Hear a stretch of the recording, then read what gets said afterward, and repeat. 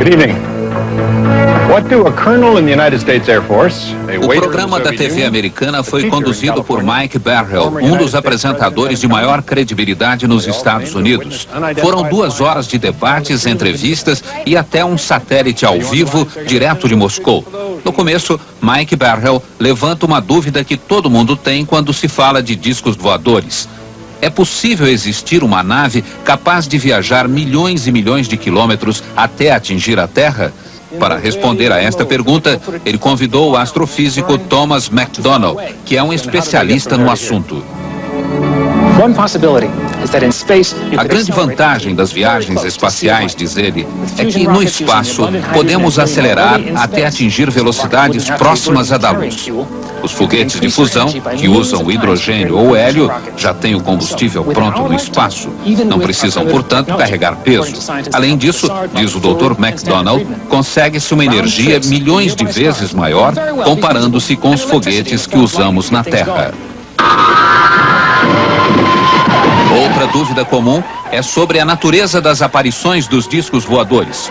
O apresentador Mike Barrell pergunta: afinal, se os extraterrestres querem causar impacto, por que não aparecem num lugar bem conhecido, como a Casa Branca, por exemplo? Mas o fato é que isto aconteceu. Em julho de 52, a Força Aérea Americana tentou interceptar uma dúzia de objetos voadores não identificados que estavam bem acima da Casa Branca. Esta aparição acabou se transformando no acontecimento de maior impacto no país desde a Segunda Guerra Mundial. Este oficial garantiu na época que os objetos não tinham nada a ver com os projetos secretos que estavam sendo feitos no país. Este outro admitiu que os objetos podiam ter origem interplanetária. E o representante da Marinha disse que não conhecia nenhum míssil ou aeronave com a forma de um disco voador.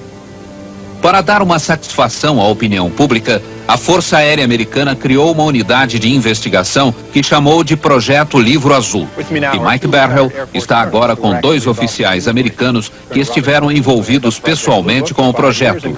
O coronel Robert Friend, que chefiou as investigações por 5 anos, e o coronel William Coleman, ex-porta-voz do Pentágono. O coronel Robert Friend diz que o projeto Livro Azul sempre enfrentou muitas dificuldades, apesar de pelo menos 100 casos investigados por eles terem sido considerados muito preocupantes. Por isso, diz que não ficou surpreso quando o projeto foi extinto em 69. O ex-porta-voz do Pentágono, o coronel William Coleman, admite que ele mesmo já viu um OVNI. Ele afirma aqui que isto aconteceu em 55, quando comandava um B-52 nos céus do Alabama. De repente apareceu um estranho objeto prateado que não tinha asas, media 20 metros de diâmetro e 5 metros de altura. O coronel fez um relatório oficial, mas ele conta agora que quando começou a trabalhar no Livro Azul, procurou o relatório e não havia nada no arquivo. Isso aconteceu com outros relatos que também desapareceram, diz ele. Os 2 militares americanos disseram também durante o programa que hoje se sentem usados pela Força Aérea. Segundo eles, o governo não estava interessado em divulgar a verdade. Queria apenas acalmar a opinião pública e minimizar os relatórios sobre OVNIs e ETs. O apresentador Mike Barrell afirma que se esse era o objetivo da Força Aérea, ele foi atingido. Em pouco tempo, o pânico foi substituído pelo riso e o noticiário sobre o assunto ridicularizado, passando a ser publicado só por jornais sensacionalistas. Quem declarasse ter visto um OVNI era imediatamente chamado de maluco. Com isso, muitas testemunhas idôneas começaram a ter medo de falar sobre os discos voadores. Esta cena do filme Contatos Imediatos do Terceiro Grau mostra uma realidade muito comum hoje em dia. No filme, os operadores da torre de controle detectam no radar um objeto não identificado que está próximo de um avião. O piloto e o copiloto confirmam que estão vendo este objeto. Mas quando os operadores perguntam se eles querem relatar oficialmente o incidente, a resposta é não. Fortunately, we do have a pilot who has come forward. O apresentador Mike Barrell está agora com um dos poucos pilotos dispostos a falar sobre OVNIs. É o capitão Neil Daniels, que voou na United Airlines por 35 anos. O capitão Neil conta que estava pilotando um avião de São Francisco para Washington em março de 77, quando viu uma luz muito forte à esquerda do DC-10. Os instrumentos de bordo, diz o capitão, passaram a marcar rumos diferentes e uma força qualquer puxava o avião para a esquerda. De repente, o objeto desapareceu numa velocidade espantosa e o capitão lembra que o tempo todo o copiloto dizia: "Não quero ver, não quero saber." I don't want to see it, I don't want to know about it.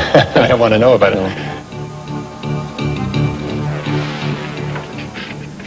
O interesse pelos discos voadores provocou uma onda de filmes de produção barata, principalmente na década de 50, e também estimulou imaginações de pessoas em busca de fama e dinheiro através de fraudes e falsificações. O autor deste filme jogou discos e objetos em frente à máquina fotográfica. Um outro falsificador disse que fez estas fotos depois de ser sequestrado por seres alienígenas.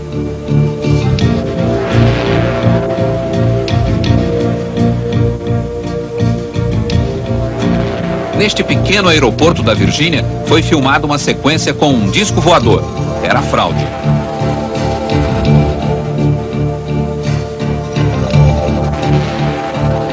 Esta fraude vem da Suíça.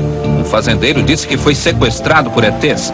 A nave que ele fotografou foi achada no curral da fazenda.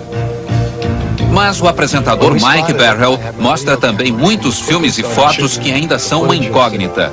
Este executivo de uma firma de computadores e a mulher dele estavam juntos e conseguiram filmar um estranho objeto voador. Oh, good God. I don't know. Not quite.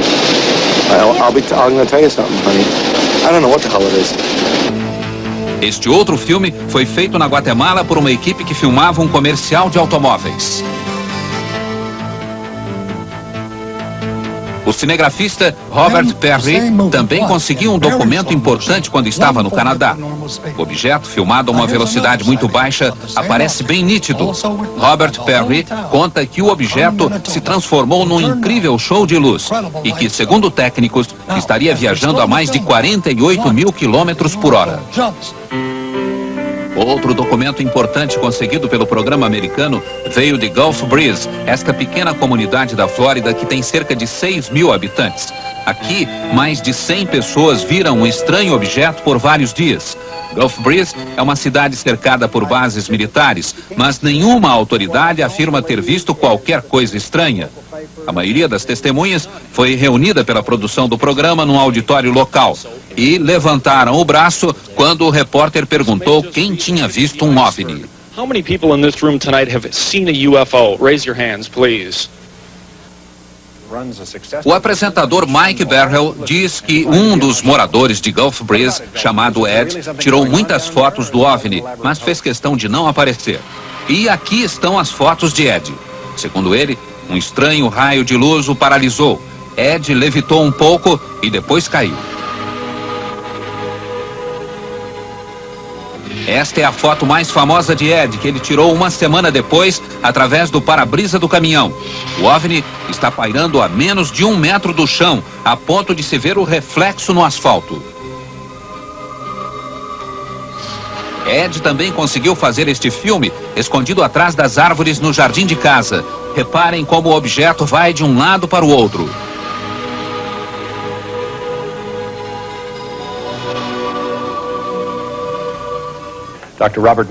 Mike Barrell diz agora que, para analisar as fotos de Ed, ele convidou 2 dos maiores peritos em análises fotográficas dos Estados Unidos. Um deles é o Dr. Robert Nathan, que trabalha há 16 anos para a NASA. Vejam o que ele diz. Me parece, diz o Dr. Nathan, que muitas dessas imagens são produto de dupla exposição fotográfica. Me parece também que a iluminação da nave é meio artificial, bem diferente da iluminação do fundo ambiente. Em muitas fotos, tanto a parte inferior como a superior da nave estão recortadas com nitidez, dando a impressão de que houve algum trabalho de corte ou de colagem. Tenho analisado fotos de OVNIs há mais de 30 anos.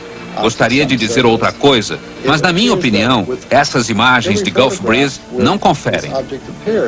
Thank you, Dr. Nathan. Now to make things perfectly clear, a man who takes a completely Mike Berhel diz agora que pediu a opinião de outro perito, o Dr. Bruce Maccabee, um físico nuclear que trabalha para a Marinha e que também analisou muitas fotos de OVNIs. A opinião dele é diferente. Yes, Mike. Dr. Nathan has studied only a O few of the Dr. Nathan photographs. só viu algumas fotos, mas eu analisei todas, até a fita de vídeo, e me perguntei, se essas imagens são uma falsificação, como foram feitas? Procurei, por exemplo, uma linha fina em cima que pudesse ser um fio suspendendo a nave. Procurei qualquer sinal por baixo para ver se o objeto foi apoiado numa mesa ou numa coluna. Procurei reflexos de vidro que mostram que houve montagem fotográfica e não encontrei nada nas fotos que pudesse justificar essas alegações. Minha conclusão é de que as fotos são verdadeiras e que a espaçonave é extraterrestre, diz o Dr. Maccabee. Outro momento importante do programa, o depoimento de autoridades soviéticas. Pela primeira vez na história, o Ocidente toma conhecimento da posição da União Soviética em relação aos fenômenos extraterrestres. Mr. Nikishin, I understand that you have... O apresentador Mike Berhel conversa primeiro com Leonard Nikishin, que é o secretário do grupo de trabalho do governo soviético para assuntos extraterrenos. Ele diz que a maioria dos cientistas soviéticos não acreditava em OVNIs, mas que agora a situação está mudando. Segundo Nikishin, o fenômeno está sendo abordado de forma científica no seu país e ele acha que vão entrar em contato com ETs mais cedo do que se esperava. O outro soviético é Sergei Bonlantsev, um jornalista da agência de notícias TASS que é especialista em OVNIs. Sergei diz a Mike Berhel que o relato confiável mais recente aconteceu em 85. O piloto de um avião comercial notou um feixe de luz que iluminava totalmente o solo, uma luz tão forte que chegava a cegar as pessoas. O ponto de luz, diz Sergei, voou para longe do avião e começou a balançar da direita para a esquerda e de cima para baixo. Finalmente, voou ao lado do avião como se fosse uma escolta. Os passageiros viram tudo e o objeto também foi detectado nas telas de radar da região.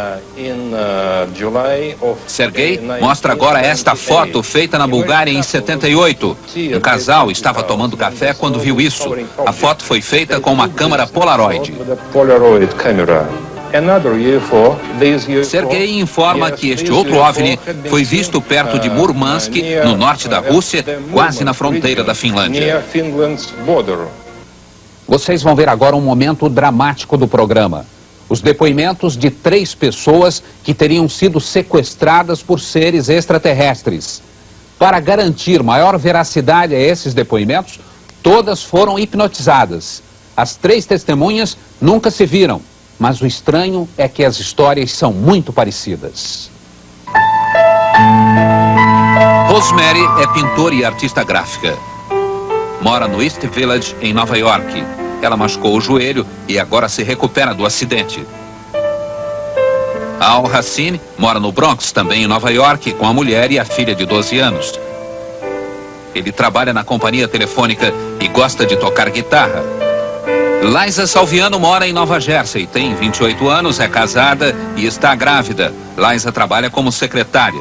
As entrevistas foram feitas por 2 especialistas, a psiquiatra Raima Leibel e o pesquisador Bud Hopkins.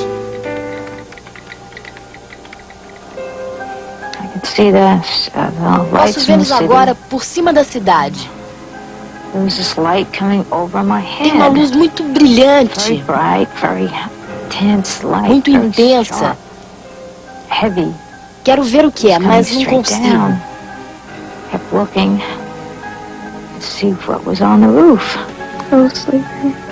Eu fui acordada. Estava dormindo. Queriam que eu fosse com eles. As janelas estavam fechadas. De alguma forma, eu passei pelas janelas. Eu parecia flutuar. It doesn't seem like I'm walking because Não parecia que eu andava, it seems like parecia outra coisa. I don't see anything like Quando se anda, a gente vai para cima e para baixo,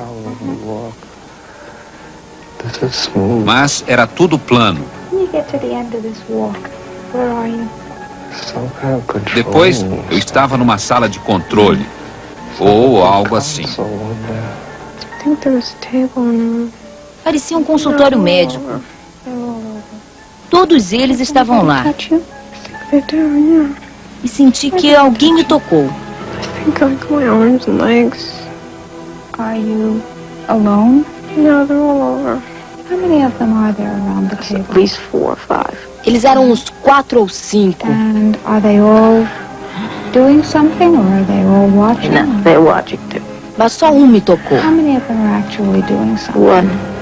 They're so ugly. Eles são What makes them feios so ugly?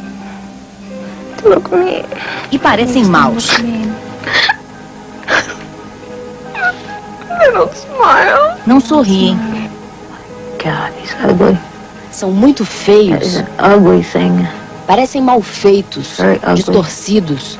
His head looks so pathetic. His head's like Os crânios são pontudos na frente e crescidos atrás. They look distorted. Os olhos são muito pretos, inclinados. Skull looks Tem rugas no lugar das pálpebras. Parecem olhos de lagartixa. larger in the back. Whole eyes black. São olhos pretos. Totalmente pretos. O momento mais polêmico do programa é o depoimento de um agente secreto americano. Ele recebeu o nome de Falcon. E para ter a identidade protegida, todos os depoimentos foram feitos com a imagem e a voz distorcidas. A produção do programa afirma que fez todas as investigações possíveis e garante que ele é realmente o que diz ser.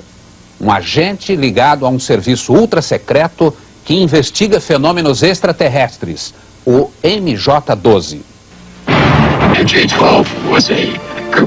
O agente Falcon diz que o MJ-12 foi criado pelo presidente Truman na década de 50 com o objetivo de conseguir informações sobre OVNIs e submeter estas informações à investigação científica.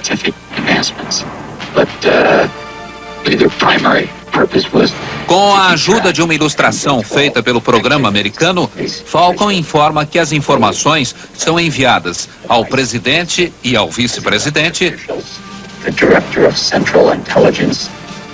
ao diretor da CIA e ao diretor da Agência de Segurança Nacional. Falcon diz também que o MJ-12 funciona aqui, no Observatório Naval em Washington, que pertence à Marinha. Peter Leon foi produtor executivo de notícias da rede de TV CBS em Los Angeles e ele diz que esteve pessoalmente por 2 vezes com um agente chamado Falcon. Leon diz que checou as credenciais e está convencido de que ele é realmente um agente. Segundo Falcon, o primeiro grande incidente envolvendo extraterrenos aconteceu em 47 no Novo México. Aparentemente, um OVNI sofreu uma pane e caiu no deserto. Na época, mais de 100 pessoas viram o acidente e foram até lá. Um pouco mais distante, havia uma cápsula ejetora com 2 ETs. Os corpos foram recolhidos pela Força Aérea e levados para uma autópsia. O major chegou a recolher e fotografar um pedaço da nave. A Força Aérea abafou a história, mas, segundo Falcon, um dos extraterrestres estava vivo. O primeiro alienígena, diz Falcon, foi capturado no Novo México depois que sua nave foi acidentada. O alienígena, chamado Abby pelo governo, foi mantido em cativeiro. Aprendemos muito sobre a cultura, a raça e as espaçonaves dos alienígenas. Falcon disse que outras naves desceram numa base americana também por problemas técnicos. Mais 2 ETs foram capturados e depois entraram num acordo com o governo. Segundo Falcon, eles tinham o controle total de uma base no estado de Nevada. Falcon afirma que atualmente só um deles vive lá. Este alienígena, diz Falcon, visitou um terceiro alienígena também dentro de um programa de trocas e tem sido hóspede do governo americano desde 82. Falcon diz que eles vivem muito, de 300 a 400 anos, e são muito inteligentes, com um QI superior a 200. Outra curiosidade, gostam de vegetais. Falcon afirma que já esteve com eles e diz agora qual o aspecto destes extraterrestres. Eles têm de 95 centímetros a 1 metro de altura. Os olhos são extremamente grandes, com um formato próprio.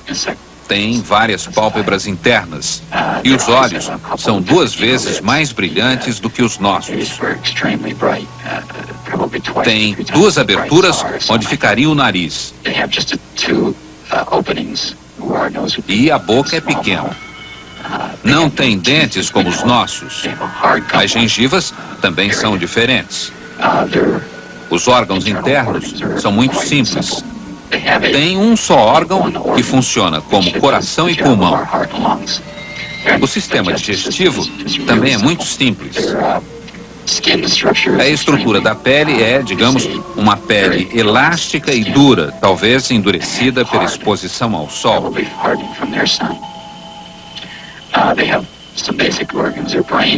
O cérebro é maior e mais complexo do que o nosso, tendo várias voltas a mais. Os olhos são controlados pela parte de trás da cabeça. Tem uma audição muito melhor do que a nossa, superior mesmo à dos cães. Os órgãos sexuais são distintos. Existem machos e fêmeas. A bexiga é que se encarrega da função excretória. E tem um outro órgão que os cientistas acreditam ser responsável pela transformação de excrementos sólidos em líquidos. Não tem polegar. As mãos só têm 4 dedos. Os pés são pequenos e parecidos com as mãos. O apresentador Mike Barrell lembra que o que foi dito aqui pode não passar de uma fantasia. Mas ele lembra também que muita coisa que era vista como fantasia hoje é uma realidade. Computadores que ocupavam salas inteiras agora cabem no bolso. Transistores do tamanho de um pão de forma agora têm o tamanho de uma abelha. E hoje em dia, diz Barrell, podemos enviar mais informações usando um feixe de luz do que Thomas Edison conseguia transmitir por 5 dias através de 1000 toneladas de fio de cobre. Mike Barrell reafirma que tudo o que se diz sobre OVNIs e ETs não pode ser visto como uma verdade científica, e sim como uma especulação. Mas a especulação, diz ele, também pode funcionar. Especulamos sobre alguma coisa que substituísse a caminhada e inventamos o automóvel. Especulamos sobre voar e fomos à Lua. Mas esta noite, diz Mike Barrell, estamos especulando sobre eles, os extraterrestres, e não sobre nós, não sobre a nossa tecnologia, mas a deles. E talvez o futuro nos reserve uma surpresa. Talvez não estejamos sozinhos neste universo de 10 bilhões de galáxias.